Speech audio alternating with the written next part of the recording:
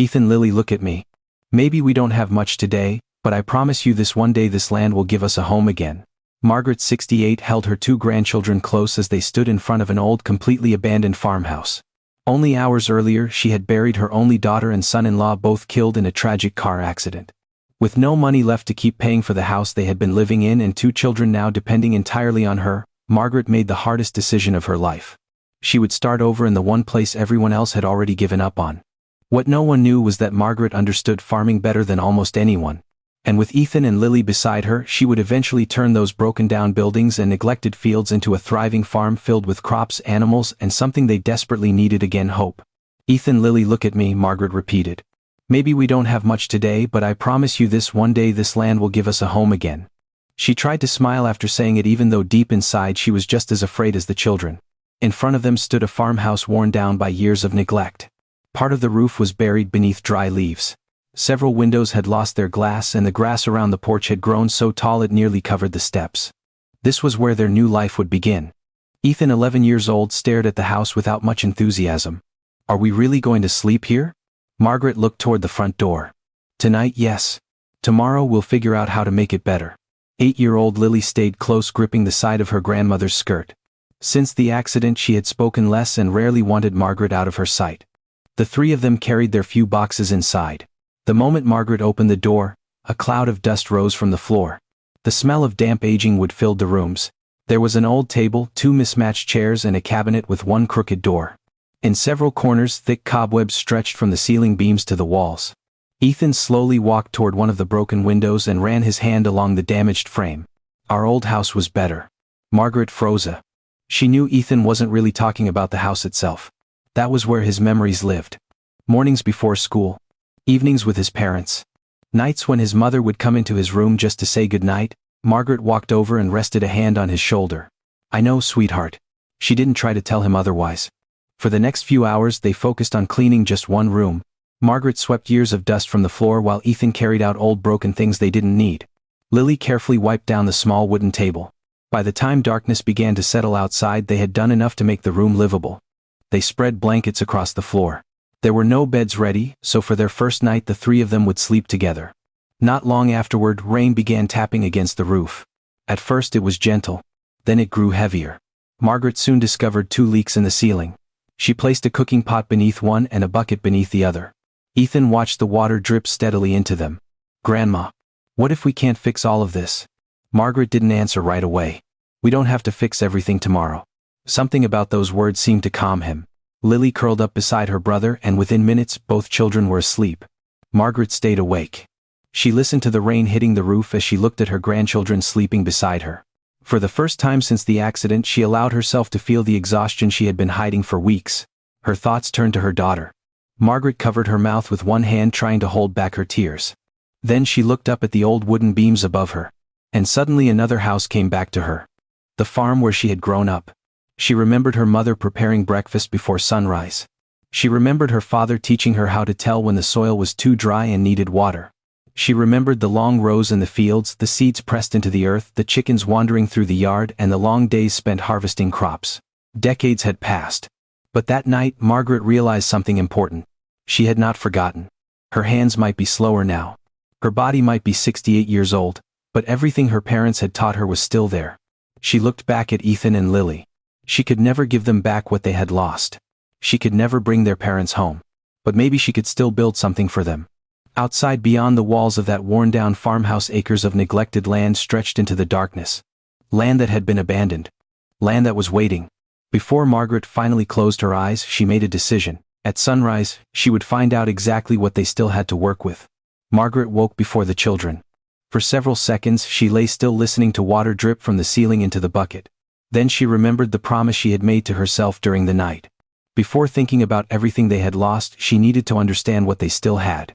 She rose quietly, so she wouldn't wake Ethan or Lily. Then she opened the front door. The farm rested beneath the pale gray light of early morning. The rain had stopped and the air smelled rich with wet earth. Behind the house, an overgrown stretch of land reached toward a line of old trees in the distance. Weeds covered almost everything. But Margaret didn't see only weeds. She saw land. When the children woke, Margaret heated some water and divided the little bread they had among the three of them. Today we're going to make an inventory, she said. An inventory of what Ethan asked. Everything we have. They opened their boxes one by one. Inside were clothes, a few pots and pans, plates, blankets, some small tools and important papers. In a small envelope, Margaret kept the money she had managed to save after paying the last of the funeral and moving expenses. She counted it twice. It wasn't much. That money had to cover food, seeds, urgent repairs, and anything unexpected that might happen. Lily opened another box while looking for a cup and found a folded envelope at the bottom. Inside was a family photograph taken only a few months before the accident. Ethan saw it. His expression changed immediately. Without saying a word, he took the picture and walked outside. Margaret started to follow him, then stopped. Over the past few weeks, she had learned that each child carried grief differently. Lily needed hugs, reassurance, and gentle questions. Ethan needed space. Is he mad? Lily asked quietly. Margaret looked toward the door. He's sad, sweetheart. Sometimes sadness can look like anger. After breakfast, Margaret went outside to inspect the property more carefully. Behind an old shed, she found a rusty garden hoe, a shovel with a broken handle, and several pieces of wood that might still be useful. Farther down the property, she discovered an old stone-lined well. She didn't dare use the water yet. First, she would need to make sure it was safe. Then she noticed something else. Signs of old farmland. Beneath the weeds, she could still make out hardened rows where crops had once been planted. The sight stirred something inside her. This land had been worked before. She wasn't looking at nothing but ruin. She was looking at something that might still be brought back to life. Ethan appeared behind her with the family photograph tucked safely into his pocket. What are you looking for? He asked. Possibilities? He frowned. Margaret pointed toward the overgrown field. Someone grew crops here once. If we clear a small section, maybe we can do it again. And what if it doesn't work? Margaret turned toward him with a gentle look. Then we'll find another way. Ethan lowered his eyes and lightly kicked a stone with the toe of his shoe. Mom would have known what to do. Margaret felt her throat tighten. Your mom got scared sometimes too, Ethan. You just didn't always see it. He said nothing. Margaret reached out her hand. For a moment, Ethan hesitated. Then he took it. Together, they walked back toward the farmhouse where Lily was waiting for them on the porch. They still had very little money. Their house was falling apart. And no one knew what the future would bring. But Margaret had found a few tools, usable pieces of wood, a well that might provide water, and land that had once produced food. That afternoon, she placed everything useful along the side of the house. Then she looked down at her aging hands. The next morning, she would begin clearing the land, and she would find out how much those hands still remembered. Before going inside, Margaret walked to the far edge of the property. There, she found the remains of a fallen fence and another small shed almost completely hidden beneath thick vines. She couldn't repair everything. But she didn't need to. Her father used to say that rebuilding a farm was a lot like rebuilding a life. You started with whatever could help you survive the next day. For the first time since they arrived, that thought brought Margaret a sense of peace. They didn't have much. But they weren't helpless either. They had an imperfect roof over their heads, land beneath their feet, a few tools, and most important of all, they still had one another. The next morning, Margaret stepped outside just as the first sunlight began spreading across the fields. Her father's words were still with her. A farm came back to life by taking care of whatever could carry you into tomorrow. So she didn't look at the broken fences. She didn't look at the damaged roof. She looked at the soil. Then Margaret picked up the old garden hoe she had found beside the shed. The handle was rough in Margaret's hands and the blade was covered with rust, but the old hoe could still do the job. Ethan appeared on the porch. Are you really going to do all of that by yourself? Not all of it, Margaret said. I'm just going to start. Lily came out behind him and hurried toward her grandmother. Together, the three of them walked to a small patch of land near the farmhouse. Margaret used the hoe to push aside the thick weeds. Then she knelt and picked up a handful of damp soil. She pressed it gently between her fingers. It had been decades since she had done that. For a moment, she could almost see her father walking ahead of her through the fields, teaching her that you had to understand the soil before you ever tried to work it. Then she remembered her mother sitting at a wooden table carefully sorting seeds into small piles.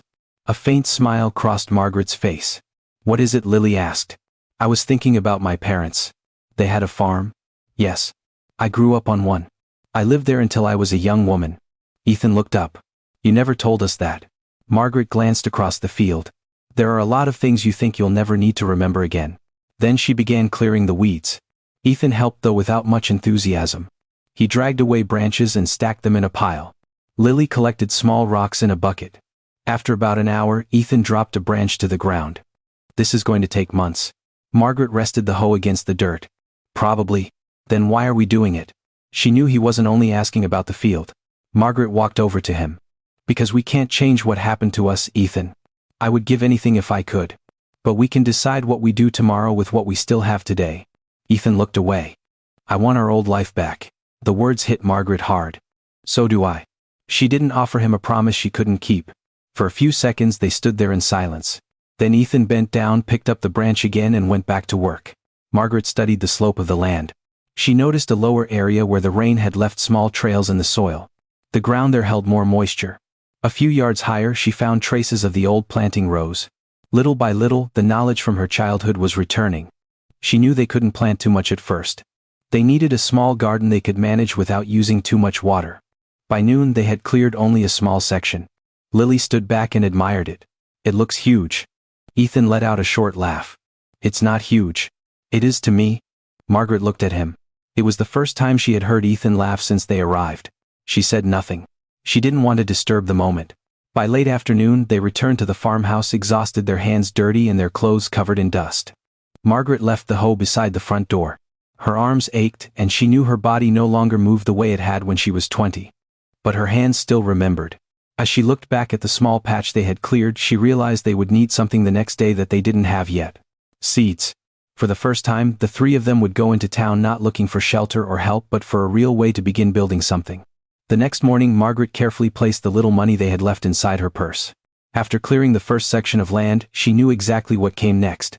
They needed seeds, a few basic tools and supplies to cover the broken windows before another storm came through. Today we're going into town, she announced while preparing breakfast. Lily smiled immediately. Ethan looked at Margaret's purse instead. Do we have enough money?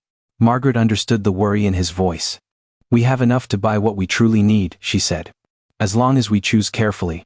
They walked into town along a dirt road. Margaret moved at an easy pace, studying the fields on both sides. Some were green and healthy. Others showed clear signs of neglect. It reminded her that farming was never about hard work alone. It also took patience, experience, and knowing exactly where every dollar should go. Their first stop was a small hardware store. Margaret bought a box of nails, a basic hammer, and a metal file so she could sharpen and restore the old garden hoe. She wanted several other tools, but after checking the prices, she quietly put them back. Don't we need that shovel? Ethan asked. We do, Margaret said. But we can repair the one we found. Ethan was beginning to understand. His grandmother wasn't buying everything that would make the work easier. She was buying only what they couldn't replace, repair, or do without. Farther down the road they found a small farm supply store. Behind the counter stood Carol, a woman in her early 60s with a calm voice and hands that looked like they had spent a lifetime working. What can I help you find? She asked. Seeds, Margaret replied. But I need something hardy. We're trying to bring the old farm on North Road back to life. Carol raised her eyebrows. The abandoned place. Margaret nodded. A man standing near the counter overheard them. Nobody's gotten much of anything out of that land in years. Ethan immediately looked at his grandmother. Margaret didn't argue with the man. Then we'll have to start small. Carol seemed to respect that answer. She showed Margaret packets of beans, onions, tomatoes, peppers, and squash, explaining which ones had the best chance of growing well that season. Margaret asked careful questions about watering and bought only small amounts of each. Before they left, Carol slipped a packet of herb seeds into the bag. These are on me? You don't have to do that, Margaret said. I know, Carol replied. That's why I want to. Margaret thanked her. On the walk home, Ethan stayed quiet for several minutes. Grandma, what if that man was right? He might be. Ethan looked surprised. Then why did we buy seeds? Margaret stopped walking and held up the small bag. Because something failing before doesn't mean it has to fail forever. And what if nothing grows? Margaret smiled. Then we figure out what we did wrong, and we plant again. Lily reached for her grandmother's hand. When the old farmhouse finally came into view, Margaret felt something different. For the first time, they were coming home carrying things meant to build a future instead of boxes filled with what remained of their old life. That afternoon, Ethan helped Margaret repair the broken shovel handle. Lily arranged the seed packets across the table and carefully wrote each name on small pieces of paper. Before bed, Margaret counted the money they had left. There was less than she wished there were, and every future expense would have to be considered carefully. Then she looked at the seed packets lined up across the table. They were tiny, fragile, and they came with no promises. But each one held a possibility. Before turning out the lamp, Margaret noticed Ethan standing beside the table studying the packets. He picked one up. How long does it take before this becomes food? Margaret looked at him. That depends on us, the weather, and the soil. Ethan carefully set the seed packet back in its place. The next morning the three of them would prepare the soil. And for the first time since the tragedy, Margaret felt as though they were no longer simply running from everything they had lost. They were beginning to build something new. At sunrise, the seed packets were still lined up across the table, exactly where Ethan had left them the night before. Margaret made coffee for herself and warmed milk for the children. No one had to ask what they were doing that morning. After breakfast, the three of them walked out to the small plot they had cleared. Margaret carried the old hoe. Ethan carried the repaired shovel. Lily held a small box of seeds against her chest as though she were carrying something precious. First, we need to prepare the soil properly, Margaret explained. Ethan drove the shovel into the ground with too much force. Easy, she told him.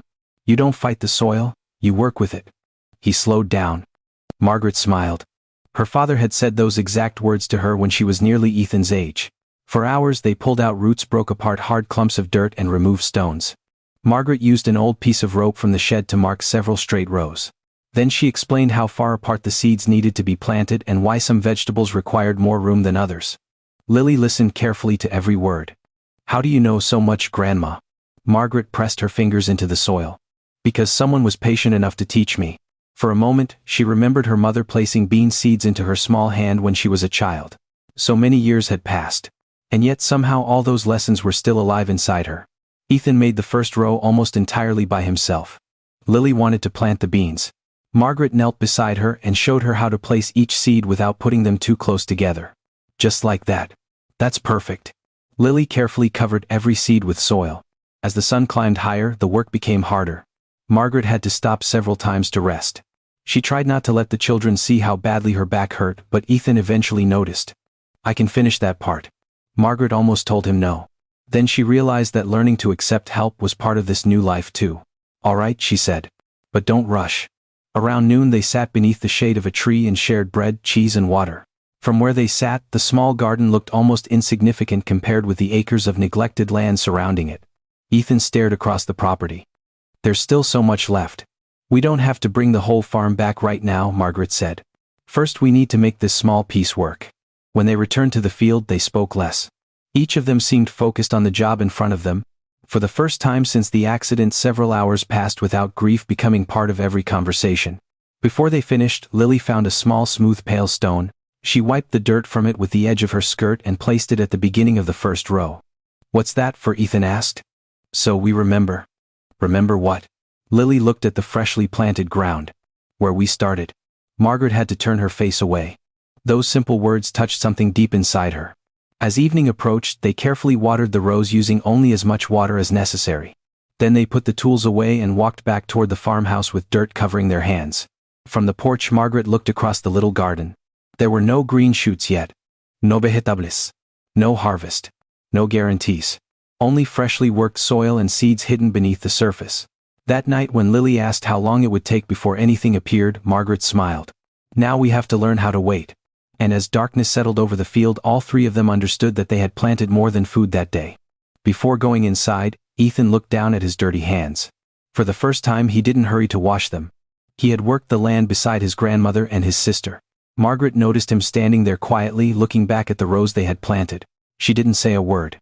Some hopes, Margaret thought, were like those seeds. They were better protected beneath the soil until they were strong enough to show themselves. Over the next several days, waiting became part of Lily's routine. Every morning before breakfast she hurried outside to the garden and crouched beside the small pale stone she had placed at the beginning of the first row. Still nothing, she would say when she came back inside. Margaret always gave her the same answer. Give it time. Ethan pretended he wasn't as impatient as his sister, but Margaret noticed him too. After finishing his chores, he would often walk over to the garden, study the rows for a few quiet seconds, then return to the farmhouse without saying anything. Margaret was waiting too. She knew seeds needed time, but these seeds meant much more than a future harvest. They had spent part of the little money they had left to buy them. If the garden produced enough food, they could lower their grocery costs and maybe even sell whatever they didn't need. If it failed, they would have to try again with even fewer resources. That was why Margaret checked the moisture in the soil every morning and every evening. 1 week later, Lily went outside as usual. Only seconds later, her voice rang across the yard. Grandma? Margaret immediately dropped the broom. Grandma, come here. Ethan rushed outside behind her, afraid something had happened. They found Lily kneeling beside the first row, pointing excitedly at a tiny green spot pushing through the soil. Look. Margaret crouched beside her. It was only a thin little sprout, fragile and so small that anyone could have walked past without noticing it. But Lily was smiling as if she had discovered buried treasure. "It's one of our beans." Margaret leaned closer. "Yes," she said. "I think it is." Ethan stepped forward. "There's another one over there." They began searching the rows. Soon they found several more. Some were barely breaking through the surface. Others had already opened 2 tiny leaves. Margaret felt an emotion she could hardly explain. She had watched thousands of plants sprout when she was young. There was nothing new about germination, but these plants were different. They were the first answer the land had given to the work Margaret, Ethan and Lily had put into it together. Lily reached out to touch one of the sprouts. "Not yet," Margaret said gently. "It's still very delicate." Lily quickly pulled her hand back. "Can it die?" Margaret could have told her no. After everything Lily had lost, it would have been easy to offer a comforting answer. But Margaret chose the truth. "Yes, it can. That's why we have to take care of it." Ethan kept staring at the little plant. "So we still haven't really done anything yet." Margaret looked up at him. "We got it started. Now we have to help it keep going." That morning, Margaret taught them how to recognize the first sprouts from each kind of seed. She also showed them which plants were weeds that would compete for water and nutrients. Ethan looked confused. "They all look the same to me." "At first they do," Margaret said. "Then you learn how to really look." She pulled out a small weed and left the young plant beside it untouched. "My father could walk through a field and tell what was happening just by looking at the leaves." "Your dad taught you everything?" Ethan asked. "A lot of things. My mother did too." Lily smiled. "So they're teaching us now." Margaret fell quiet. Her parents had been gone for so many years that she rarely thought of them that way anymore. "I suppose they are," she finally said. Over the next few days, more sprouts appeared. The garden no longer looked like nothing but turned soil. Small green lines began forming along the rows. Ethan became more involved. One afternoon, he asked how to tell when a plant needed water. Margaret showed him how to push his fingers a couple of inches into the soil to check for moisture. "We don't water just because the top looks dry." Ethan tested the ground himself. "It's still damp down here." "Then we wait." He nodded. Margaret began to see something in him she had not seen since the accident. Curiosity. Lily meanwhile had started talking to the plants. The first time Ethan heard her, he laughed. "They can't hear you. You don't know that." "Yes, I though." Margaret laughed at their argument. The sound of 2 children teasing each other filled the garden with a kind of normal life that had been missing for far too long. Still, the farm continued to remind them how much work remained.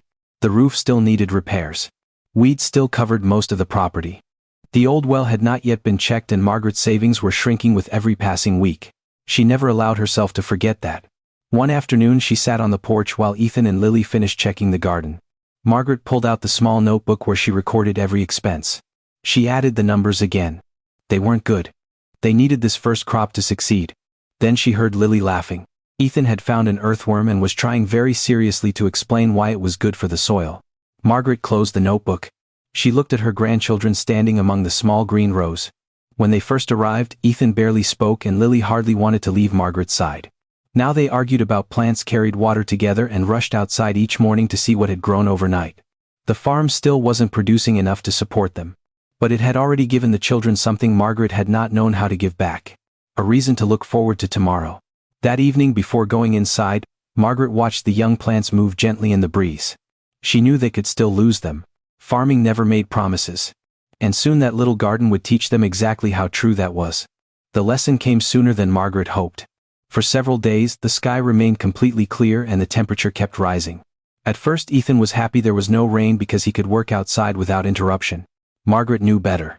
Too many hot dry days could become dangerous quickly.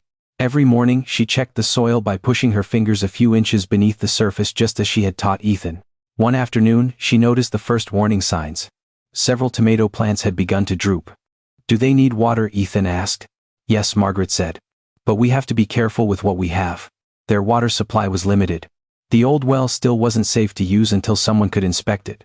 For now they depended mostly on the water available in the house and whatever they had managed to collect from the recent rains. Margaret decided they would water early in the morning and again near sunset, avoiding the hottest part of the day. Even so, some of the plants began to weaken. Lily watched the small shoots with worried eyes. "They're going to die. Some of them might not make it," Margaret said gently. Lily looked down. That same week, another problem appeared. Ethan was the one who found it. "Grandma, come look at this." Margaret walked over and examined one of the squash plants. Several leaves were covered with tiny holes. She checked the plants nearby. There were insects. Ethan frowned. They weren't here yesterday. They probably were, Margaret said. We just hadn't noticed them yet. They spent the morning removing the worst damaged leaves and carefully checking each plant. Margaret mixed a simple homemade solution she remembered using with her mother when she was young. Then she decided to watch the garden for the next few days before doing anything more. But the damage continued. 2 tomato plants dried out completely. Then they lost several young squash plants. Ethan stared at the wilted stems with growing frustration. We worked for weeks for this. He grabbed one of the dead plants and pulled it roughly from the ground. Ethan, why do we keep doing this? He demanded. First it gets too hot. Then the bugs come. We can do everything right and still lose it anyway. Margaret stayed quiet for a moment. She understood that anger far too well. Ethan wasn't only talking about tomatoes. Yes, she finally said. Sometimes you can do everything in your power and still lose something. Ethan looked at her. Neither of them needed to say what they were really talking about. Margaret took a slow breath. But losing one part doesn't mean we give up on everything that's still alive. Ethan looked toward the healthy plants. Slowly the anger in his face began to change. What do we do first? We remove what we can't save. Then we protect what's left. They worked together until noon. Lily removed damaged leaves while Ethan helped reorganize the watering. Margaret spread dry plant material around the base of the crops to help the soil hold moisture longer. Over the next several days, they managed to stop some of the damage. They didn't save everything. But they didn't lose everything either. That was when Margaret decided to search the area around the farmhouse again. If they were going to keep the garden alive, they needed to find a better way to use every drop of water they had. Behind the shed, Margaret found an old drainage channel almost completely buried under leaves, dirt, and fallen branches. She followed it carefully. The channel led toward a damaged structure beside the roof. Ethan, come here. He walked over. Margaret pulled away several branches and uncovered an old rainwater system that had once carried water from the roof into a storage tank. This used to work. Not anymore, Ethan said. Then he gave a small smile. So we fix it. Margaret looked at him with quiet pride. They spent the next 2 afternoons clearing the channel. They reused pieces of wood they had found around the property, secured a loose section and placed containers beneath the places where water still leaked. It wasn't perfect. But when the rain returned, it might help. Lily stood back and looked at their work. Now we need rain. But not too much, Ethan added. Margaret laughed. You're already starting to think like a farmer. That evening, they ate beans and tortillas around the old kitchen table. Ethan was quieter than usual. Grandma. Yes. When you lived with your parents, did you ever lose crops too? Margaret remembered one season from her childhood when a storm destroyed weeks of work. Many times. Did your father get mad? Of course he did. But the next morning, he went back outside and started again. Ethan thought about that for a moment. Then tomorrow we check the squash again. Tomorrow we check the squash again, Margaret agreed. Before bed, Margaret stepped onto the porch. The garden no longer looked as perfect as it had during those first hopeful days. There were empty spaces where plants had died. Some leaves were scarred by insects. But long green rows were still there. Margaret realized that this was exactly what her grandchildren needed to understand. The life they were building would not be made of one small victory after another. There would be losses. There would be difficult seasons. And sometimes no amount of effort could keep something from going wrong.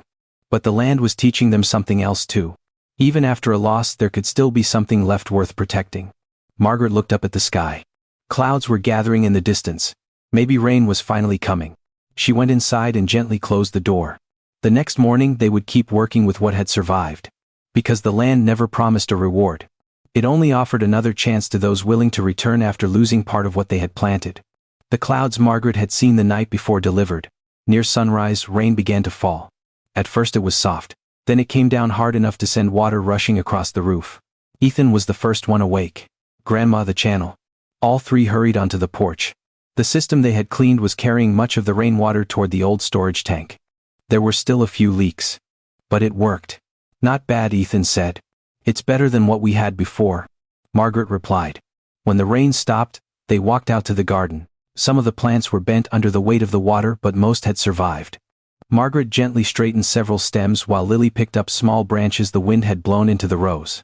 There wasn't much more they could do outside that morning. The ground was too wet.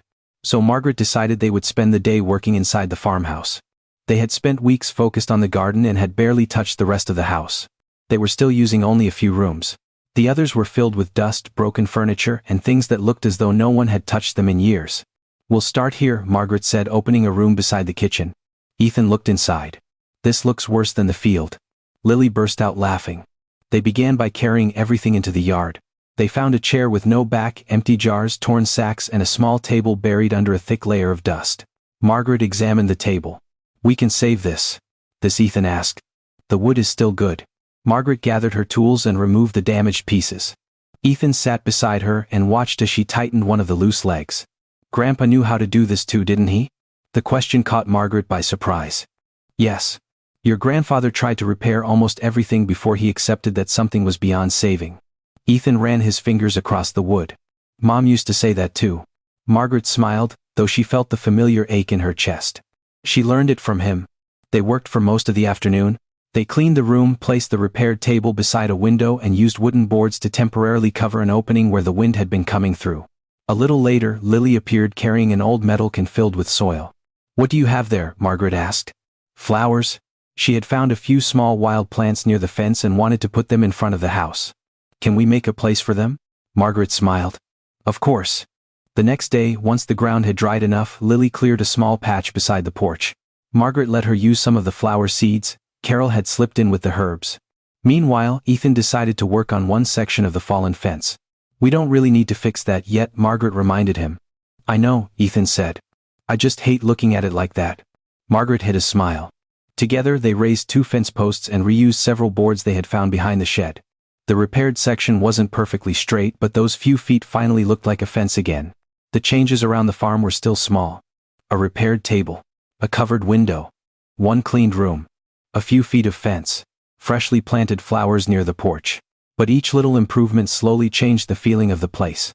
One afternoon, Margaret was making tortillas while Ethan worked on a school assignment at the table they had restored. Lily suddenly ran inside from the yard. "Grandma, come out to our farm." Margaret stopped. "Our farm?" Lily kept talking, unaware of what she had just said. "I found another flower behind the tree." Margaret followed her outside. As they walked, she glanced back toward Ethan. He had heard it too. She said, "Our farm," Margaret said. Ethan lowered his eyes to his notebook. "Well, we live here." It was a simple answer. But to Margaret it meant more than he knew. That evening they ate dinner at the repaired table. For the first time, they no longer needed a stone wedged beneath one leg to keep it steady. Lily talked excitedly about the flowers while Ethan explained that he wanted to repair another section of fence the next day. After dinner, Margaret stayed alone in the kitchen for a few minutes. She looked around. The walls were still worn. The roof still needed serious repairs. Several rooms were almost unusable. But there were 3 plates sitting on the table. Ethan's school backpack rested on one chair. Lily's muddy shoes were beside the door. The farmhouse was beginning to carry signs of their lives. Margaret realized that a house did not become a home only after everything was repaired. It became a home when people began leaving pieces of their everyday lives inside it. Before going to bed, she stepped onto the porch. From there, she could see the little garden recovering from the heat. Near the front steps was the patch where Lily had planted her flowers. Nothing was abundant yet. Still, something had changed. Margaret no longer felt as though they were temporarily staying in an abandoned house. They were putting down roots a little more every day. And while Lily's first flowers waited beneath the soil, the vegetable garden continued growing towards something that would soon test a new possibility. Maybe this land could give them more food than they needed for themselves. Over the next several weeks, Margaret's suspicion proved true. Despite the plants they had lost to the heat and the damage caused by insects, the small garden had survived. One morning, while checking the rows, Margaret noticed several tomatoes beginning to turn red. "Ethan, Lily, come here." The children came running. Lily immediately crouched beside the plants. "Can we eat them now?" Margaret smiled. "Not yet. They need a little more time." Ethan looked over at the bean plants. "There are a lot of pods here too." For the next few days, the 3 of them waited patiently. The onions grew larger beneath the soil. The squash became heavier. And finally, the tomatoes reached the deep color Margaret had been watching for. Then the morning came to harvest. Lily appeared carrying an old basket they had found inside the farmhouse and repaired weeks earlier. "I want to pick the tomatoes." "You can," Margaret said, "but hold them gently." Ethan started with the beans while Margaret checked the onions. She worked slowly. Every vegetable she lifted from the ground stirred something deep inside her. She could still remember the first day she saw this field. It had been buried beneath weeds, hard, neglected, and almost useless. Now she was holding an onion in her hands. It wasn't especially large. It wasn't perfect. But they had grown it. "Grandma, look." Ethan lifted a squash. "This thing weighs a ton." Lily tried to carry it and the 2 of them started laughing. Margaret watched them. Their laughter was still one of the most valuable things the farm had given her. When they finished, they carried everything to the porch and spread the produce across a blanket. There were tomatoes, beans, onions, peppers, and several squash. It wasn't an enormous harvest, but it was more than they could eat before some of it began to spoil. Ethan noticed the same thing. What are we going to do with all of this? We'll store what we can and we'll eat some. And the rest? Margaret looked at the empty boxes they had kept from the move. An idea she had been thinking about for weeks suddenly seemed possible. We could sell it? Where? At the farmer's market in town? Ethan looked down at the vegetables again. Do you think anyone would buy them? Margaret didn't pretend to know. I don't know. That afternoon they selected the best produce. Margaret explained that they should never sell anything they wouldn't be willing to eat themselves. They carefully brushed the dirt from the onions and set aside the tomatoes that were already too ripe to sell, keeping those for home. Lily inspected every piece seriously. This one is pretty. It doesn't have to be pretty, Ethan said. It just has to be good. It can be both. Margaret laughed. As they worked, she quietly began calculating how much money the harvest might bring. They didn't need to make much money. If they could earn back what they had spent on some of the seeds and buy a few basic groceries, that alone would matter. But Margaret was thinking about another possibility she didn't mention to the children. If they could grow food regularly and sell whatever they didn't need, the farm might eventually become a small source of income. That idea gave her hope. And it frightened her at the same time. That evening, Margaret cooked some of the first beans from their harvest for dinner. The three of them sat around the repaired table. Lily took a spoonful and tasted them carefully. They taste different. Ethan raised an eyebrow. They're beans. But there are beans. Margaret smiled. After dinner, they began preparing the boxes for the next morning. Ethan arranged the vegetables carefully. Grandma, how much are we going to charge? First we'll look at what the other farmers are charging, Margaret said. We shouldn't ask too much, but we shouldn't give away our work either.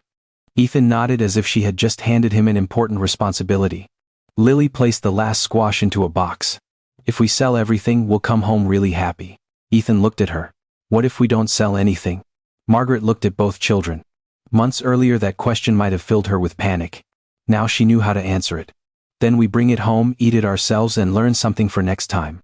Ethan gave a small smile. Like the plants that died? Exactly. Before bed they left the boxes beside the front door. Margaret stepped outside onto the porch. The garden now had empty spaces where they had harvested vegetables. Lily's small stone was still sitting beside the first row. Margaret walked over and gently touched it with the toe of her shoe. That was where they had started. A tiny garden. A few packets of seeds. And 3 people who had no idea whether they could even stay on this farm. Now there was food on their table and boxes waiting to be sold. Margaret knew they were still far from secure. But at sunrise they would no longer walk into town to spend what remained of their savings. For the first time, they would carry something their own hands had produced. And perhaps they would return with the first money that Old Farm had earned in many years. Margaret woke while it was still dark. The boxes they had packed the night before were waiting by the door, filled with tomatoes, onions, beans, peppers, and squash. For the first time since arriving at the farm, they were going into town with something they had grown themselves. Margaret made coffee, then woke the children. Come on, farmers. We have work to do. Ethan sat up almost immediately. Lily needed a few more minutes, but the moment she remembered they were going to sell their harvest, all her sleepiness disappeared. They left shortly after sunrise. Margaret carried a small box. Ethan carried another. Lily held a basket filled with tomatoes. The road into town somehow felt shorter than it had the first time they walked it. Back then they had been going to spend part of the last money they had. Now they were carrying something to offer. When they reached the farmer's market, Margaret felt a wave of uncertainty. Many of the stands were far larger than theirs. Some farmers displayed rows of vegetables arranged perfectly across long tables. Others sold fruit, eggs, cheese, and fresh bread. Margaret and the children found a small open space. They spread a blanket over a borrowed table and began arranging their produce. Put the tomatoes in front, Margaret said. Lily carefully lined them up. Ethan walked around to look at the prices at nearby stands. A few minutes later he returned. I know what they're charging for onions. Margaret listened and set their prices at about the same level, making small adjustments based on the size of their vegetables. Then they waited. 10 minutes passed. No one bought anything. Then 20. Several people stopped to look but continued walking. Ethan started to grow nervous. Maybe we should lower the prices. Not yet, Margaret said. Lily stood beside the tomatoes, watching every passerby as if she could convince them to buy something just by looking at them. Then a familiar face appeared. It was Carol from the farm supply store. So you finally got a harvest. Margaret smiled. Not everything survived, but this did. Carol picked up one of the tomatoes and examined it. Looks good, give me 4. Lily immediately began choosing them. The best ones, Carol said with a smile. After paying, Carol looked over the rest of the stand. Don't hide those squash in the back, put them where people can see them. And separate the onions by size. Ethan immediately began rearranging everything. Not long afterward, an older woman stopped and bought some onions. Then, a man asked about the peppers. A family bought one of the squash. The sales were small. But every time someone handed Margaret money, Lily looked up at her grandmother with excitement. By noon only a few vegetables were left. Ethan counted quickly. We sold almost everything. Margaret felt a wave of relief, though she tried not to show too much excitement. We're not finished yet. The last tomatoes sold a short time later. They went home with only a few small onions and 2 squash left. As the farmer's market began to empty, the 3 of them sat down together. Margaret took out the money they had earned. Ethan and Lily watched closely as she separated the bills and coins. It wasn't a fortune. It wasn't even enough to solve all their problems. But after accounting for their basic expenses, there was still something left. Did we earn all that? Lily asked. Our work earned it, Margaret said. Ethan smiled. And the farm? Margaret looked at him. And the farm. Before heading home, they bought flour, rice, cooking oil, and soap. Then Margaret stopped at a small bakery stand and bought a loaf of sweet bread. That wasn't on the list, Ethan pointed out. You're right. Then why did you buy it? Margaret held up the package. Because sometimes you have to celebrate too. The 3 of them shared the sweet bread on the walk home. Once they reached the farmhouse, Margaret put away the groceries and counted the remaining money again. Then she found an empty metal can, washed it out, and dropped a few coins inside. Ethan watched from the doorway. What are you saving that for? So we don't have to start from nothing every time. What are we going to buy with it? Margaret put the lid on the can. I don't know yet. That evening they ate food grown on their own land. Lily talked through most of dinner about the people who had bought their tomatoes. Ethan was already calculating how many boxes they might be able to take to market if they expanded the garden. Margaret listened quietly. Months earlier, nearly every conversation had been about what they had lost. Now the children were talking about what they could do next. After Ethan and Lily went to bed, Margaret placed the metal can inside a kitchen cabinet. There wasn't much money in it. Still, she made a rule for herself. Every time they sold something, part of the money would be used for daily living. Another part would stay in the can. She didn't yet know what they would use it for. Maybe tools. Maybe repairs. Maybe someday an animal. Before turning off the lamp, Margaret stepped onto the porch. The farmhouse was still modest. The farm still needed years of work. But that morning they had taken food grown on abandoned land to the farmer's market and returned with enough money to cover some of their needs. For the first time, Margaret understood that maybe they weren't only surviving anymore. Maybe they were actually building something. And inside that old metal can, beside a handful of coins, she had just placed the first small piece of their future. Over the next several weeks, the can began receiving money regularly. It was never much. Sometimes, Margaret saved only enough to equal the cost of another packet of seeds. But she never broke the rule she had made after that first market day. Some of the money was for living. Some had to stay for the future. The garden continued to grow too. Using seeds saved from the first harvest and buying only what was necessary, Margaret slowly expanded the area they planted. She was careful never to grow more than the 3 of them could manage. Every Saturday they returned to the farmer's market. Some weekends they sold almost everything. Other times they came home with boxes still half full. Margaret quickly learned that this was simply another part of farming. We didn't sell as much today, Ethan said one afternoon. But we didn't lose everything either, Margaret replied. We can preserve some of it and eat the rest. Ethan began paying close attention to those decisions. He watched how much Margaret spent on seeds, how much money they made at the market, and which vegetables sold the fastest. One afternoon, while Margaret was working outside, Ethan went into the farmhouse looking for some string to repair a box. He opened the cabinet and found the metal can. He picked it up and felt its weight. When Margaret came inside, she found him sitting at the table with the can in front of him. I didn't open it, Ethan said immediately. Margaret set down the basket she was carrying. You can open it. Ethan removed the lid. Inside were folded bills and coins they had collected over the past several months. I thought there would be more. Margaret laughed softly. I wish there were more too. Ethan looked up. What are we saving for? Margaret sat across from him. Until then, she hadn't talked much about her plans. She was afraid of giving the children hopes she might not be able to fulfill. To help the farm produce more. More vegetables? That too. But I've been thinking about animals. Ethan's eyes widened. Cows. A cow costs a lot more than what we have. Then what? Chickens maybe? Lily had just walked into the room and caught the last word. "We're getting chickens." I said maybe, Margaret replied. Lily hurried over and sat down. Margaret explained that buying an animal was about more than paying for it. They would need feed. They would need a safe place for the animals to live. And they would need money set aside in case one of them became sick. "So we have to save more," Ethan concluded. Exactly. From that day on, the metal can was no longer just Margaret's responsibility. Ethan began keeping a small record of every dollar they saved. After every farmer's market, Ethan asked how much money they could put aside. Lily wanted to help too.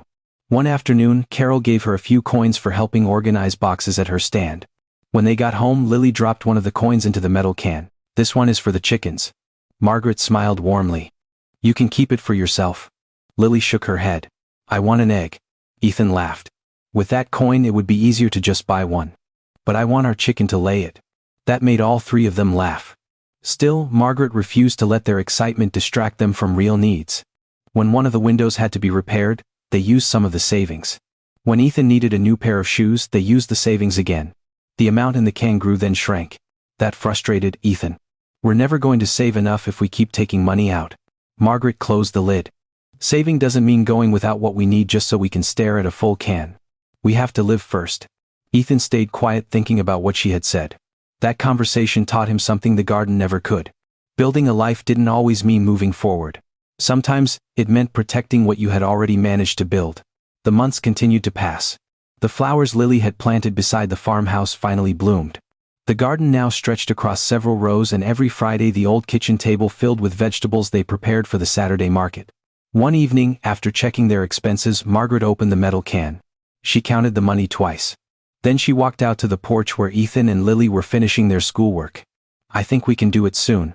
Lily immediately looked up. "Buy the chickens." Margaret nodded. Both children smiled. Ethan instantly started talking about the old chicken coop they had seen behind the shed. "We'll have to fix the door, repair part of the roof, and clean the whole place first," Margaret reminded him. Lily was already thinking of names for chickens they didn't even own yet. Margaret watched them talk. The metal can had started with a few leftover coins from their first sale. Now it held something more important than money. It held plans. Months earlier, the three of them had thought only about how to make it through the next day. Now, sitting around a table rescued from an abandoned house, they were talking about something they hoped to do weeks in the future. Margaret realized that being able to imagine tomorrow was another kind of healing. And the next morning, before buying a single chicken, they would begin preparing a place for them. When Margaret stepped outside at sunrise, Ethan was already standing beside the old chicken coop. He had a hammer in one hand and was studying the damaged boards with such seriousness that Margaret couldn't help smiling. "We don't even have chickens yet," she said. "That's exactly why we need to finish this before we get them." Lily came outside behind her. "I already picked the names. First we need to see how many we can afford," Margaret said. For several days, they worked on the coop after taking care of the garden. They reused boards stored in the shed, strengthened the door, and sealed small openings where animals might get inside at night. Margaret paid special attention to security. She still remembered mornings from her childhood when her family would find feathers scattered around the coop because some animal had managed to get in. "A chicken can't protect itself while it's sleeping," she explained. Ethan reinforced the bottom of the door. Lily cleaned the inside and prepared containers for food and water. When they finally finished, Margaret stepped back and studied the coop. It was simple. It still showed years of wear. But it was safe enough. The following Saturday, they took vegetables to the farmer's market as usual. After selling a good part of their produce, Margaret didn't lead the children straight home. Instead, she took them to a family who raised chickens just outside town. Margaret had already spoken with them about the price. She bought 6 hens. Lily was fascinated the entire way home. "That one is going to be Cinnamon." "Lily, there are 6 chickens," Ethan said. "You don't have to name every one." "Of course I do." When they opened the boxes inside the coop, the hens stepped out cautiously. The three of them simply stood there and watched. To anyone else, they were 6 ordinary chickens. To Margaret, Ethan, and Lily, they represented months of saving and careful choices. "Now the expenses begin," Margaret warned. Ethan looked surprised. "I thought the money was supposed to start coming in. First we have to take care of them." Margaret showed them how to keep the water clean, provide enough feed, and inspect the coop every day. She also explained that they shouldn't expect eggs immediately. And even when the hens began laying, they couldn't think of every egg as profit. "These chickens eat every day," Margaret said, "whether they lay an egg or not." Ethan remembered that sentence. Lily eagerly took responsibility for checking the nesting boxes every morning. For the first few days she came back disappointed. "Nothing." "Patience," Margaret told her each time. Then one morning a shout came from the coop. "There's one." Lily came running toward the house holding an egg carefully between both hands. "Our first egg." Ethan followed her laughing. "It looks like a regular egg." "It is not regular. Cinnamon laid it." "You don't even know which chicken laid it." Margaret gently took the egg from Lily. And immediately she remembered the first tiny green sprout Lily had discovered in the garden months earlier. Everything on that farm seemed to begin the same way. Small. That morning, they cooked the first egg and divided it among the three of them. Lily protested because she wanted to save it as a keepsake, but Margaret explained that the best way to respect what the farm gave them was to use it well. As the weeks passed, more eggs began to appear. At first they used every one of them at home. That meant fewer groceries to buy in town. Then the hens started producing more than the family could eat. Margaret carefully set aside the first eggs they would take to the farmer's market. "If they keep laying enough," she said, "we can start selling some too." That Saturday they placed 2 small dozen beside the vegetables on their table. Carol was one of the first people to stop. "I see you're expanding the business." "We're learning," Margaret replied. The eggs sold even faster than some of the tomatoes. On the walk home, Ethan started doing the math. "If they lay this many every week?" Margaret interrupted him. "Don't count money we haven't earned yet. I'm just figuring it out." "Then figure in the cost of feed too." Ethan smiled. "I already did." Margaret felt proud of him.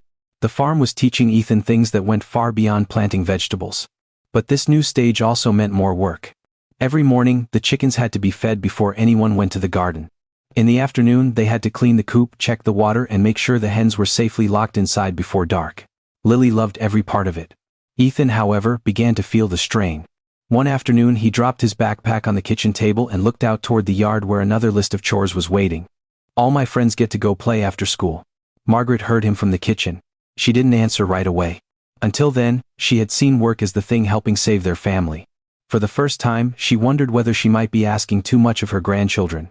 That night after dinner, Margaret opened the metal can and added a few coins from the egg sales. They had reached one of their goals. The farm was producing vegetables. Now it was producing eggs too. But when Margaret looked at Ethan bent over his schoolwork fighting to keep his eyes open after a full day of school and farm chores, she understood something important. Prosperity could not be measured only by how much they produced. She also had to protect something the farm could never give back later. Their childhood. Before she allowed the farm to grow much more, Margaret needed to find a better balance between teaching responsibility and letting Ethan and Lily simply be children. The next morning, Margaret woke with Ethan still on her mind. She couldn't forget the image of him leaning over his notebooks exhausted after a day filled with school and work. For months she had tried to teach the children that everyone in a family had to help. Now she realized she needed to teach them something else too. Working hard did not mean living only to work. When Ethan came into the kitchen, Margaret set breakfast in front of him. "You're not going to the chicken coop today?" Ethan looked up. "Why?" "Because Lily and I can handle it. But I'm supposed to clean it this afternoon." "This afternoon? I want you to go spend time with your friends." Ethan looked suspicious. "Did I do something wrong?" Margaret smiled. "No. That's exactly why." Lily walked in just in time to hear the conversation. "I can play too after I collect the eggs." Ethan looked at her. "That's not fair. You're the one who said the chickens were yours." Ethan started laughing, and a moment later Lily laughed too. During breakfast, Margaret explained what she had been thinking. The children would still help with the farm. But they would organize the work more carefully. Before school they would only do simple chores. The heavier work would be Margaret's responsibility or something they would do together when there was enough time. "But you can't do everything," Ethan said. "I'm not planning to." Margaret took out a sheet of paper and began dividing the responsibilities. Ethan would help with watering and some repairs. Lily would collect the eggs and check the food and water containers. Both children would help in the garden on certain days. They would also have afternoons with no farm chores at all. "A farm needs discipline," Margaret explained. "But you two also need time to study, rest and play." Ethan stayed quiet for a moment. Then he asked, "What if we grow less?" Margaret felt that question confirm everything she had been worrying about. "Then we grow less." Ethan looked surprised. "This farm is here to help us live, Ethan. We are not here just to serve the farm." That afternoon, Ethan left the tools where they were and walked into town to play soccer with some boys from school. At first he headed down the road with a trace of guilt in his step. But he came home before sunset covered in dust and smiling. "We won?" Margaret raised an eyebrow. "Did you have to work very hard for that?" Ethan immediately understood the joke and laughed. Little by little, the new routine made life easier. Margaret also began recognizing her own limits. One morning she tried to move a heavy bag of chicken feed by herself and felt a sharp pain in her back. She had to sit down for several minutes. Ethan found her there. What happened? Nothing serious. You always say that. Margaret tried to stand, but Ethan reached for the bag. I can carry it. It's heavy. Then we'll carry it together. Margaret agreed. That was part of balance too. She didn't want to turn her grandchildren into adults before their time. But she also couldn't pretend she was still capable of doing every job alone. The weeks passed. Their income from the farmers' market slowly improved. Eggs had become a regular part of what they sold, and some customers were beginning to look specifically for Margaret's stand. One afternoon, after returning from town, Margaret opened the metal savings can. There was more money inside than they had managed to save before buying the chickens. Ethan walked over. We can buy something else now. Margaret counted the money again. I still want to wait. A cow? Lily asked as she hurried into the room. A cow is still a long way off, Margaret said. I was thinking about something smaller. During her last trip to the farmer's market, Margaret had spoken with a family that needed to sell 2 goats. The price was reasonable. But buying them would use nearly all the money they had worked months to save. Margaret hadn't told the children yet. First, she wanted to make sure they could afford to care for the animals after bringing them home. That evening, she spent a long time doing the math. She calculated the cost of feed, the repairs needed for a small pen, and how much money they would have to keep untouched for emergencies. Ethan finished his homework and sat across from her. Are you doing the same calculation again? I want to be sure. Sure about what? Margaret hesitated. Then she finally told him. There are 2 goats for sale. Ethan's eyes lit up. We can buy them. We can afford the price, Margaret said. That doesn't automatically mean we can afford to keep them. Ethan pulled the notebook closer. Then let's figure it out. Margaret looked at him and smiled. So they did? Not long afterward, Lily joined them and insisted on helping too. She wanted to know how much a goat ate, how much space it needed, and naturally whether she would be allowed to name both of them. By the time they finished, they still didn't have a final answer. But they had a plan. Before going to bed, Margaret stopped at the children's room. Ethan was sleeping deeply after spending part of the afternoon playing. Lily was hugging an old doll that had once belonged to her mother. Margaret stood in the doorway and watched them. They had learned how to plant, harvest, sell, produce, and care for animals. But they were still children. Children who had lost their parents far too soon. Margaret's responsibility wasn't only to teach them how to survive. She also had to protect their ability to play, make mistakes, dream, and grow up without believing the entire future of the family rested on their shoulders. She quietly closed the door. The next day she would ask again about the 2 goats. The farm could keep growing. But Margaret now understood something more important. Growth only mattered if all 3 of them could grow with it. The following morning, Margaret checked the numbers one more time before closing her notebook. Buying the 2 goats was possible. But it would mean spending a large part of the savings they had worked for months to build. Margaret didn't want excitement making the decision for her. First, they had to prepare a proper pen. Behind the chicken coop stood an old structure that looked as though it could still be restored. Ethan inspected the boards while Margaret checked the posts. Lily cleared leaves and branches from the inside. They could live here, Ethan said. When it's safe, Margaret corrected. For several days they worked on the pen without neglecting the garden or the chickens. They strengthened the fence, repaired a small roof to protect the animals from rain, and placed containers for fresh water. This time, Margaret made sure the children helped without giving up every afternoon. She remembered the promise she had made to herself. The farm would grow with Ethan and Lily, not at their expense. When everything was finally ready, they visited the family selling the goats. The animals were healthy, ordinary goats that were already used to the local climate. Margaret asked question after question before making a decision. She wanted to know what they ate when they had last been checked and whether either goat had ever experienced health problems. Ethan waited impatiently. Finally, Margaret took out the money. We'll take both of them. Lily immediately hugged her grandmother. We have goats. We have responsibilities, Margaret replied, though she was smiling too. The trip home was slow. Once they arrived, they let the goats explore their new pen while Ethan and Lily watched every move they made. This one is Luna, Lily announced, pointing to one of them. Ethan's sigh hid. I knew this was going to happen. And that one is Star. Of course it is. Margaret laughed. During the first several days, she taught the children what she still remembered from growing up on a farm. The goats always needed clean water. Their pen needed good airflow. And any change in the way an animal behaved could be an important warning sign. They can't tell us when something is wrong, Margaret explained. So we have to learn how to watch them. Ethan began paying close attention. Lily, meanwhile, wanted to feed them constantly. They already ate, Margaret reminded her. But they're looking at me. That doesn't mean they're hungry. The arrival of Luna and Star changed the sound of the farm again. At sunrise, the clucking of chickens was now mixed with the goats calling from their pen. The yard that had seemed completely lifeless only months earlier was now filled with movement. Still, Margaret knew excitement wasn't enough. On her next trip into town, she went to see Carol. "I want to know what I need to do before I even think about selling anything we get from the goats." Carol explained that Margaret would need to learn the local rules for sanitation, storage, and selling food products. She also recommended talking with experienced farmers before trying to make cheese. "Don't try to do too much at once," Carol advised. "I'm starting to learn that," Margaret said. For now, Margaret decided to focus on taking good care of the animals. That decision soon proved wise. One morning, she found Ethan crouched beside Luna. "Grandma, she isn't eating as much today." Margaret came over immediately. She watched the goat for several minutes. Luna didn't appear seriously sick, but something was clearly different. "You did the right thing by telling me." They spoke with an experienced farmer in town and followed his advice. By the next day, Luna was eating normally again. Ethan smiled as he watched her. "I almost didn't say anything. I thought maybe I was imagining it." When you're responsible for an animal, paying attention is never a waste. That afternoon, Margaret sat on the porch. The savings can was nearly empty again. Months of coins and small bills had been turned into 6 chickens, 2 goats, feed repairs, and a modest animal pen. Strangely, Margaret didn't feel as though the money was gone. She could see what it had become. It was walking around the yard. Ethan sat beside her. "It's going to take us a long time to save that much again." "Yes. But we have more than we had before." Margaret looked toward the garden. "We also have more responsibilities than we had before." At that moment, Lily came running across the yard after a chicken that had escaped from where she wanted it to stay. Ethan started laughing. Margaret laughed with him. When the 3 of them finally managed to get the runaway hen back into the coop, they stood together in front of the farmhouse and looked over everything they had built. The farm was still humble. The fences were patched with boards in different colors. Parts of the roof still needed serious repairs.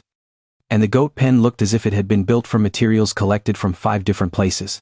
But the farm was alive. That evening, as Margaret closed the goat pen, she ran one hand over the rough wood. She thought about the farm where she had grown up and realized how much of that younger version of herself had returned. She could not get her youth back. She could not give Ethan and Lily their parents back either. But she could pass on what her own parents had left inside her: knowledge, patience, and respect for honest work. Before they went inside, Ethan asked, "What are we buying next?" Margaret smiled. "Nothing. Nothing.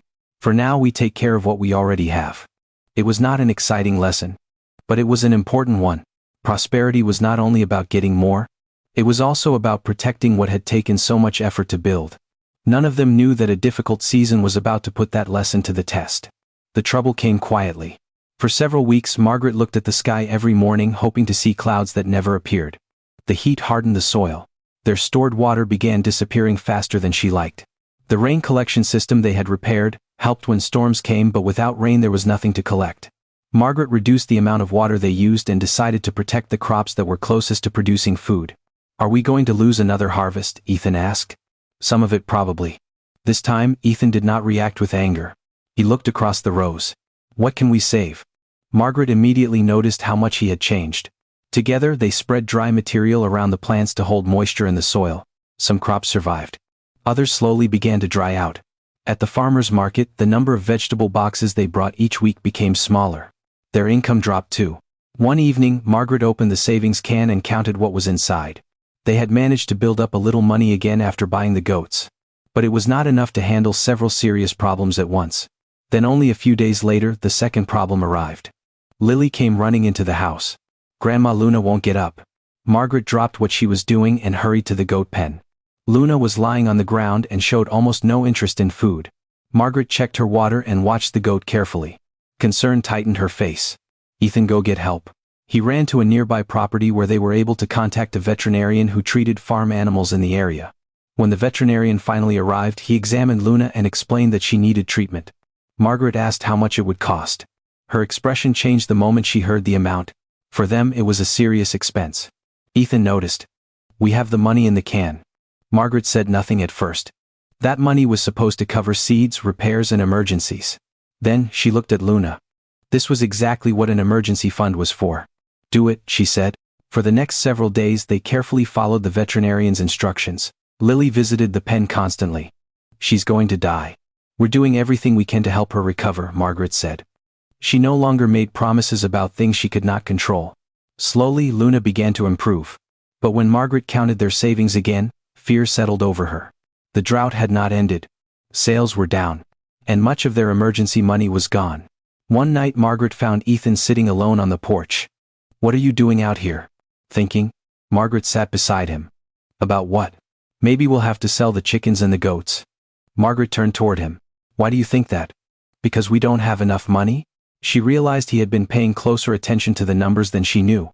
"We're going through a hard season," Margaret said. "That doesn't mean we have to give up everything we built." "What if it gets worse?" Margaret looked across the dark field. "Then we make those decisions if that day comes." Ethan lowered his head. "I don't want to leave here." The words struck Margaret deeply. Months earlier, Ethan had wanted nothing more than to go back to their old home. Now he was afraid of losing the farm. "I don't want to leave either." The next morning, Margaret reorganized everything. She left part of the field unplanted so they would not waste water trying to support more crops than they could manage. She saved seeds for the next growing season. And she cut every expense that could possibly wait. Some neighbors began noticing how difficult things had become. Carol brought over several boxes of vegetables she had not been able to sell. "These are for the goats." "I'll pay you when I can," Margaret said. Another neighbor loaned them a small water tank so they could store what little water they had more efficiently. Margaret accepted the help but not comfortably. She had spent so long trying to prove that she could take care of Ethan and Lily on her own. One afternoon, Carol finally said it plainly. "Accepting someone's help doesn't mean you failed." Margaret stayed quiet for a moment. Then she nodded. The difficult season continued. They lost a large portion of their tomatoes and nearly all the squash from one section of the garden. During the hottest weeks, the hens laid fewer eggs too. But Luna recovered. The day Lily finally saw her eating normally again, she sat beside the goat pen and began to cry with relief. Margaret wrapped an arm around her. "I thought we were going to lose her." "So did I." Lily looked up. "You were scared too." Margaret gently stroked her hair. "Many times." Lily seemed surprised. "But I keep doing what I can even when I'm afraid."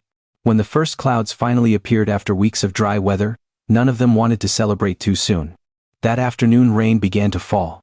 It wasn't a violent storm. It was steady, quiet rain. Ethan stepped into the yard. Lily ran out behind him. Margaret stayed beneath the porch for a moment, watching them lift their faces toward the sky. The water tanks slowly began to fill. The dark soil soaked up the rain. Margaret felt months of tension finally begin to leave her shoulders. They had not come through the season untouched. They had lost crops. They had spent much of their savings. But they still had the farm. They still had their animals. And they had learned something even more important. What they were building was fragile. That was exactly why they had to care for it wisely. Margaret stepped off the porch and walked into the rain toward her grandchildren. The three of them stood there, soaked and laughing. The next morning they would have to inspect the damage and begin again. But that night, for the first time in months, the land would receive all the water it needed. And they could sleep knowing they had made it through. By morning the rain had stopped. But it had left the farm with a shine Margaret had almost forgotten. The soil was dark and damp. Their water tanks were full again. Small drops clung to the leaves that had survived the drought. Margaret stepped onto the porch before Ethan and Lily were awake. She didn't feel like celebrating yet. First, she needed to see what remained. She walked slowly through the garden and studied the damage. They had lost much of the tomato crop. Almost all the squash in one plot was gone. Some bean plants would not recover either. But others were still standing. "It looks bad." Ethan was behind her. Margaret pointed toward the surviving rows. "It could be better." Ethan looked across the field. "But it could be worse." Margaret smiled. "Exactly." Lily joined them a short time later, and the three began removing the dead plants. This time no one worked with desperation. They had learned that rebuilding did not always mean replacing exactly what had been lost. Sometimes you had to accept the empty spaces, then decide what belonged there next. That week Margaret did something differently. Before planting again, she sat with Ethan at the kitchen table and opened the farm notebook. "I don't want to repeat some of our mistakes." Ethan turned to a clean page. Margaret explained that they had devoted too much space to certain crops. When the drought damaged one variety, they lost a large part of the income they had been counting on. "So we plant more things," Ethan said. "Not necessarily more plants." He thought for a moment. "More variety?" "Exactly." They decided to divide the garden more carefully. They would continue growing beans, onions, tomatoes and peppers, but they would also reserve smaller areas for other crops suited to the season. They would plant at different times too, so the entire farm would not depend on one harvest coming in all at once. Ethan wrote down every decision. Lily entered carrying a basket of eggs. 9 today. Ethan immediately turned to another page. Lily stared at him. What are you doing? Writing them down. I can count eggs. Then you can keep track of that part. Lily accepted the job immediately. Margaret watched the two children debate how the notebook should be organized and felt a quiet sense of pride. Without realizing it, they were no longer simply making things up from day to day. They were learning how to manage a farm. The following weeks were filled with work. The rain returned more regularly, allowing them to prepare the soil again. Margaret taught Ethan how to save seeds from the strongest plants. Lily began recording how many eggs they used at home and how many they took to the farmer's market. 2 are missing, Ethan said one morning. Lily folded her arms. We ate them yesterday. Then you have to write them down. But we know where they went. Margaret had to keep herself from laughing. Ethan is right. If we want to know what the farm is producing, we have to count what we use ourselves too. Lily picked up the pencil and wrote down 2 eggs. There. Little by little, their new organization began to help. They did not become wealthy. They did not quickly replace the money they had spent when Luna was sick. But they no longer felt completely helpless every time something went wrong. Margaret set aside a specific amount of money for emergencies and made a new rule. That money would not be used to buy more animals. So the cow has to wait again, Ethan asked. For a long time. You've been saying that for months. Because it's still true. The goats were healthy again. The hens were laying regularly. And fresh green rows were beginning to return to the garden. They also started going to the farmer's market more often. Some customers now recognized Margaret and the children. One farmer stopped by their stand. I thought that drought had finished you folks. It almost finished my tomatoes, Margaret replied. The man laughed. It nearly finished ours too. That simple conversation made Margaret realize something. For months she had treated every struggle as if it belonged only to her family. But farmers all across the area faced many of the same risks. So Margaret began listening more carefully. She asked which crops had survived the drought best. She asked how other farms stored water. She asked what changes people had made during the dry season. She didn't copy everything they told her. Instead, she took the ideas that made sense and adapted them to what her family could actually afford. One afternoon, Carol came to visit the farm. She stood near the gate for a moment looking over the garden, the chickens and the 2 goats. This place has changed a lot. Margaret looked around. There's still plenty left to do. Carol smiled. There's always something left to do on a farm. They walked together toward the porch. Carol pointed toward Ethan, who was working on the farm records, and Lily, who was checking the nesting boxes. They've changed too. Margaret grew thoughtful. Ethan had arrived wanting nothing to do with the land. Now he talked about prices, kept records, and helped plan what they would plant next. Lily had arrived holding tightly to Margaret's skirt, afraid to be far from her. Now she walked across the yard by herself, knew every chicken, and could tell when an egg was missing. But they still missed their parents. That had never changed. One evening, Margaret found Lily looking at a photograph of her mother. I thought about Mom today, Lily said. I wanted to tell her what happened with Luna. Margaret sat beside her. You can tell her. But she can't hear me. Margaret gently stroked Lily's hair. Maybe not. But talking about her keeps her part of our lives. Lily rested her head against her grandmother's shoulder. They stayed that way for several quiet minutes. Margaret understood something then. Healing did not mean closing a door on the past. It meant learning how to carry the past without letting it keep you from moving forward. Months later, the next harvest began approaching. It wasn't extraordinary. But it was more balanced than the harvests before it. One afternoon, Ethan opened the notebook and showed Margaret the numbers. We're using less water and we have more things to sell. Margaret studied the page. Looks like we learned something from that drought. Ethan smiled. That was an expensive lesson. The important ones usually are. That evening, the 3 of them sat in front of the farmhouse. The garden was green again. The chickens wandered across the yard. Luna and Star rested inside their pen. The farm was still modest. But it no longer depended entirely on Margaret's strength. The 3 of them had created a small system together. Ethan kept the records. Lily watched the animals and tracked the eggs. Margaret made decisions using the experience she still carried from her childhood. For the first time, she felt they were no longer simply reacting to every problem that appeared. They were learning how to prepare for them. The dream of owning a cow remained for months as nothing more than a note in the corner of Ethan's notebook. Margaret refused to rush. After everything they had gone through during the drought, she understood that being able to buy an animal did not mean they were ready to support one. First, they rebuilt their savings. Every week, part of the money from vegetables and eggs went back into the metal can. Another portion remained untouched for emergencies. Over time, they even began making a small amount of income from the goats, always following the care standards and local rules Margaret had learned about in town. Ethan handled the numbers. Lily continued recording the eggs. Margaret watched their savings grow slowly. More than a year passed before she seriously considered buying a cow. Then, one afternoon, Carol arrived with news. A family outside town is selling a dairy cow. They're moving and can't take her with them. Ethan immediately looked up. Margaret asked a different question. How old is she? Carol smiled. I knew you'd ask that before you asked the price. Margaret wanted to know everything. Her health? How much milk she produced? What she ate? Her temperament. 2 days later, they went to see her. The cow was calm, medium-sized and accustomed to being handled every day. The owner answered Margaret's questions and showed her the records he had kept. Lily gently stroked the cow's neck. Grandma. Not yet. I didn't say anything. But you were about to. Ethan laughed. Margaret asked for time to think. That night she opened the notebook. They could afford the cow without touching the emergency fund. But they would need to improve the shelter and increase their supply of feed. Ethan pointed at the numbers. We can do it. It looks like we can. Then why do you look worried? Margaret stayed quiet. It wasn't the money. It was the memory. When she was a little girl, her father used to wake her before sunrise so she could follow him to the barn. She would complain about the cold until they reached the cows, and then somehow she forgot how tired she was. She had learned to milk a cow as a teenager. She could still remember her father's hands guiding hers. Slower, he would tell her. Animals can tell when you're nervous, Margaret remembered her father saying. More than 50 years had passed since then. Ethan set down his pencil. Your dad would be happy if he could see this. Margaret smiled. He also taught me not to buy something just because I was excited about it. So, during the following week, they prepared first.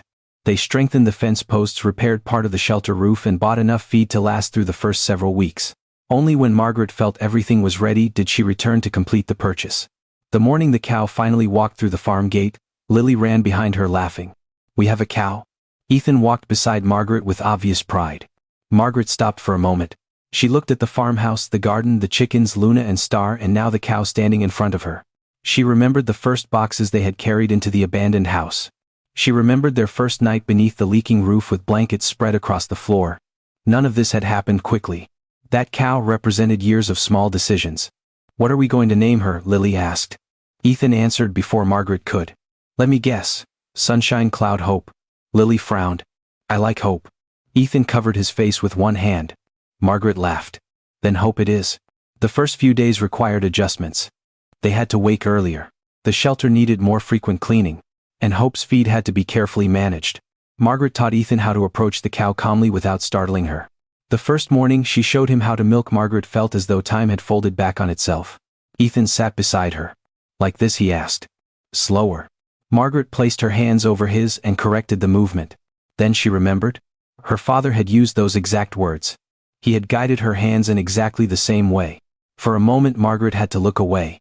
You okay? Ethan asked. Yes. You remembered your dad, didn't you? Margaret nodded. Ethan didn't say anything else. He simply continued working. The milk opened new possibilities for the farm, but Margaret remained cautious. Some stayed with the family.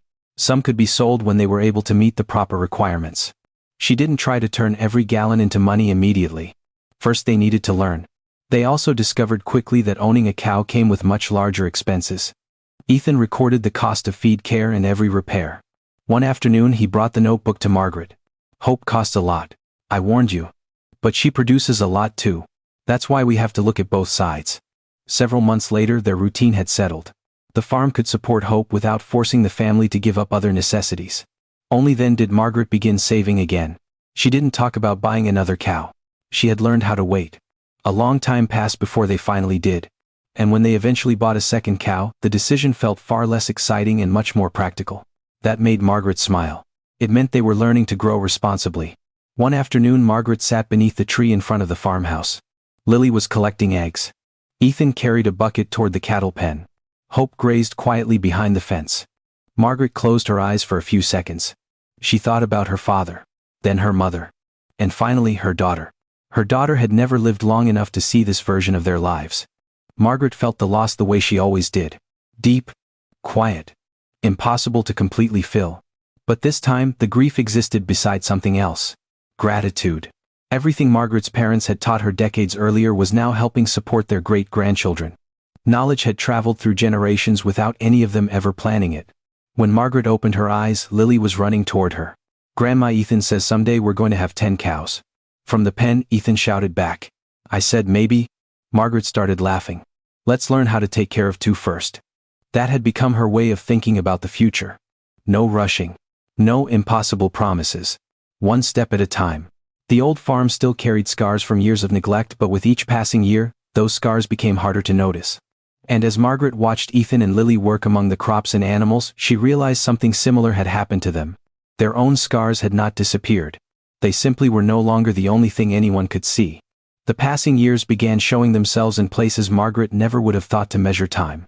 The trees they had trimmed provided more shade. Lily's flowers returned every season.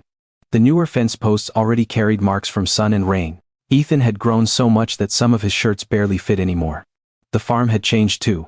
One morning, Margaret stepped onto the porch with a cup of coffee and looked across the property. Where weeds had once covered the land, cultivated fields now stretched across the farm. The fences stood firm. The animals moved calmly through their pens. The farmhouse was still modest. But the roof no longer leaked. The windows had been repaired. Inside the kitchen were shelves Ethan had built himself. And beside them stood the same table that years earlier had been buried beneath dust in an abandoned room. Lily appeared, carrying a basket. We got a lot of eggs today. Write them down before you put them away. Already did. Margaret smiled. The little girl who once ran to her asking what she should do now understood her responsibilities without being told. Ethan came outside a moment later. I'm going to check the cows' water. Breakfast first, Margaret said. I'll finish this first. Breakfast first, Margaret repeated. Ethan laughed. Some things never changed. They still went to the farmer's market every Saturday, but their stand no longer consisted of a small blanket with a few vegetables spread across it. Now they brought boxes filled with tomatoes, onions, beans, peppers, and whatever produce was in season. They also sold eggs regularly and, after meeting the necessary requirements, small amounts of dairy products. Many customers knew Margaret by name. One morning, a man stopped in front of their stand. You're the lady from the old farm. Ethan looked up. Margaret smiled. Depends which old farm you mean. The abandoned one near the big trees. Then yes. The man shook his head. I drove past there a few days ago. It doesn't look like the same place. After he left, Lily smiled proudly. They shouldn't call it the old farm anymore. Margaret rearranged a few onions. There's nothing wrong with being old. Ethan laughed. Careful, Lily. Margaret pretended not to hear him. More people began noticing the transformation. Neighbors who remembered the land buried beneath weeds would sometimes stop and look around. Margaret never completely got used to their compliments. She still noticed every problem. She knew one section of fence would need repairs before the next winter. She knew which areas of the field still produced unevenly. She knew exactly how much it cost to feed the animals and how quickly one bad season could change everything. Prosperity did not mean problems disappeared. It meant they had better ways to face them. During one especially productive season, the work became more than the 3 of them could handle without neglecting school, rest, or other responsibilities. Ethan was the first to say it. We can't harvest all of this ourselves. Margaret knew he was right. For the first time, they hired 2 neighbors to help during several harvest days. Paying them reduced the farm's profit, but it allowed the crops to be gathered at the right time instead of being lost in the field. That evening, Margaret went over the numbers. We made less than you expected, Ethan said. But we kept part of the harvest from going to waste. Ethan studied the page again. Then it was worth it. Margaret nodded. She no longer had to explain every decision to him. One afternoon, Carol came to visit the farm. She walked slowly through the yard looking at the chickens, the goats, and the cows. I remember when you came into the store to buy those first seeds. Margaret laughed. I remember how much it hurt to pay for them. They walked toward the garden. Carol looked over the cultivated rows. Did you ever imagine it would become all this? Margaret took a moment before answering. That first night, all I was thinking about was finding a place where the children could sleep. Carol stayed quiet. Margaret looked toward Ethan, who was repairing a gate near one of the pens while Lily carried vegetables toward the house. Then I started thinking about how to feed them. After that, we tried selling a little. Then came the chickens, the goats. And the cows, Carol added. Margaret smiled. And the cows. So there was never one big plan. No. There were a lot of small plans. Near sunset, Margaret walked Carol back to the gate. Before leaving, Carol looked over the property one more time. It's full of life. After Carol drove away, Margaret remained by the gate. She listened to the chickens, the distant sounds of the cows, and the voices of Ethan and Lily somewhere behind the house. Full of life. The words stayed with her. She remembered the first day they arrived. The broken windows. The dust. The weeds. The silence. But she also remembered Lily clinging to her skirt and Ethan asking why they had to stay there. The farm was not the only thing that had changed. That evening they ate dinner together. Ethan talked about expanding a small growing area. Lily wanted to plant more flowers along the road. Margaret listened as the two of them discussed their plans just as they had done so many times before. Then she looked around the kitchen. She no longer had to count every coin before buying groceries. A necessary repair no longer made her feel as though their entire life might collapse. They could even afford to hire help when they truly needed it. They were not rich. They didn't need to be. For the first time they had stability. Before bed, Margaret stepped onto the porch again. The wind moved gently through the crops and light from the farmhouse spilled across part of the yard. Then she thought about something she had avoided considering for years. The farm was thriving. They had rebuilt it. But one uncomfortable truth remained. The land did not belong to them. And Margaret had no idea that very soon the owner would return to see with his own eyes what they had turned his abandoned property into. The visit came on a quiet morning, only a few days after Margaret had found herself thinking about that truth again. The farm still wasn't theirs. Ethan was repairing a wooden crate when he heard a car stop near the gate. "Grandma, somebody's here." Margaret stepped onto the porch, drying her hands on her apron. An older man got out of the vehicle. It took Margaret a few seconds to recognize him. He was the owner of the property. He had not visited the farm in years. The man stood beside the gate and looked around as though he wasn't entirely sure he had come to the right place. "Margaret?" "Yes." He turned and looked over the fields again. "This doesn't look like the same property." Margaret smiled. "It's been a few years." The owner walked slowly toward the farmhouse. He looked at the repaired fences, the cultivated fields, the chicken coop, the animal pens. When Luna and Star wandered over to inspect the visitor, Lily appeared behind them. Luna let him through. The man laughed. "They have names too." "All of them," Lily replied. Ethan came over from the shed and greeted him. The owner seemed surprised by every new corner of the farm he saw. "When I first let you stay here, I thought you'd simply keep the house from falling apart," the owner said. Margaret looked across the fields.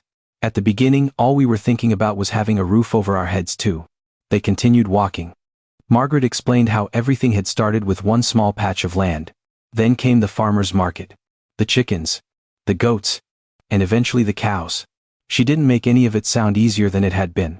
She told him about the drought, the lost crops, and the expenses that nearly emptied their savings.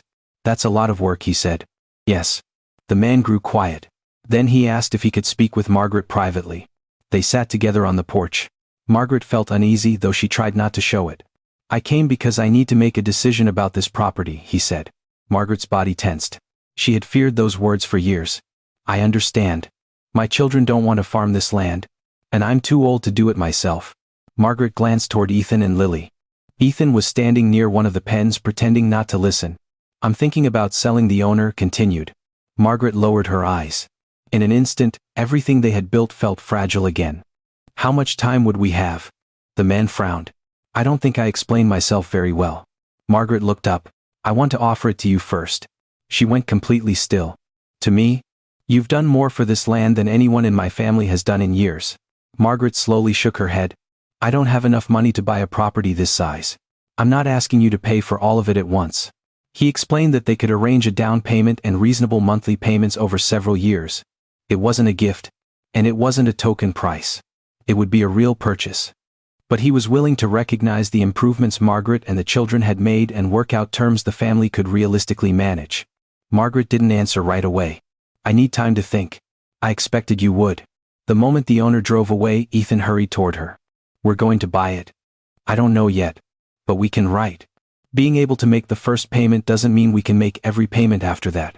That evening they brought the farm notebook to the kitchen table. For once, Lily didn't make a joke while Ethan worked through the numbers. Margaret wrote down their average income, regular expenses, animal feed maintenance costs, and the amount they needed to keep for emergencies. They calculated everything. Then they did it again. And again. The offer was possible. But it would be tight. "What if we have another drought?" Margaret asked. "We have the emergency fund," Ethan said. "It might not be enough. Then we cut other expenses." Margaret looked at him. Years earlier, Ethan had asked whether they should leave the farm. Now he was trying to figure out how they could own it. Lily spoke quietly. "I don't want to leave." Margaret reached for her hand. "No one said we're leaving. But if somebody else buys it, they could make us go." Margaret couldn't deny that. For the next several days, she thought about little else. Finally, she went back into town to speak with the owner again. They reviewed the terms carefully. Margaret asked about every detail before agreeing. When it was time to make the down payment, she opened the old metal savings can. She had been putting money into that can for years. Taking out such a large portion frightened her almost as much as buying their first chickens had. But this time the fear felt different. Margaret signed the papers. The farm was not completely hers yet. There were still years of payments ahead. But for the first time there was a real path toward owning the land. When she returned home, Ethan and Lily were waiting in front of the farmhouse. Margaret lifted the documents in her hand. Lily understood before she said a word. She ran toward her. Ethan joined them a second later. The three of them held each other tightly. "We still have a lot left to pay," Margaret warned through tears. Ethan laughed. "You always have to ruin the good moments with numbers." Margaret laughed too. That afternoon, she walked alone to the first little garden they had planted years earlier. Lily's small stone was still there beside the row where everything had begun. Margaret bent down and picked it up. She remembered the first seeds. The first vegetables they sold. The nearly empty savings can. The drought. The chickens, goats and cows. Every small decision had somehow led them to those papers. As she walked back toward the farmhouse, she watched Ethan and Lily working together. For the first time, Margaret could picture the farm many years into the future without the constant fear that someone might suddenly force them to leave. They still had to finish paying for the property. There would still be hard seasons. But the farm was no longer simply the place where they had taken refuge. Slowly, legally and emotionally, it was becoming something Margaret once thought she had lost forever. A home that was truly theirs. Several years passed after the afternoon Margaret returned holding those documents. The farm payments were never easy. But they were made one after another, paid for with vegetables, eggs, milk, small batches of cheese and countless early mornings of work. One afternoon, Margaret stepped onto the porch and stood there looking across the land. There was more gray in her hair now. And she walked a little more slowly. In front of Margaret stretched the same land she had first arrived at with Ethan and Lily, carrying only a few boxes and almost nothing else. But now hardly anything looked the same. The fields were cultivated. Fences divided the areas where the animals were kept. Chickens wandered across the yard and cows grazed peacefully in the distance. Ethan, now a young man, was repairing a gate near one of the pens. Lily came back from the garden carrying a basket. "Grandma, look at these tomatoes." Margaret picked one up and examined it. "They're better than our first ones." "Much better," Ethan called from the pen. "The first ones looked like red rocks." Lily immediately protested. Margaret laughed. They still kept the little stone beside the place where they had planted their first seeds. Lily had refused to move it even when the garden expanded. She always said it was important to remember where they had started. That evening they prepared dinner together. Ethan carried fresh milk into the kitchen while Lily washed vegetables from the garden. Margaret cooked beans using a recipe her mother had taught her many years earlier. When they sat down to eat, a family photograph rested on a small cabinet nearby. Emily, Margaret's daughter, smiled from the picture beside her husband. They had never stopped being part of the home. Some days Lily spoke about her mother easily. Other days Ethan became quiet after remembering his father. The grief had never disappeared. It had simply found a place among all the other things that now filled their lives. After dinner, Lily walked outside with Margaret. They slowly made their way toward the tree in front of the farmhouse. "Grandma." "Yes, sweetheart?" Lily looked toward Ethan, who was still working in the distance. "Do you think Mom would be proud of us?" Margaret didn't answer immediately. She looked across the fields. She remembered Emily as a little girl running through the kitchen.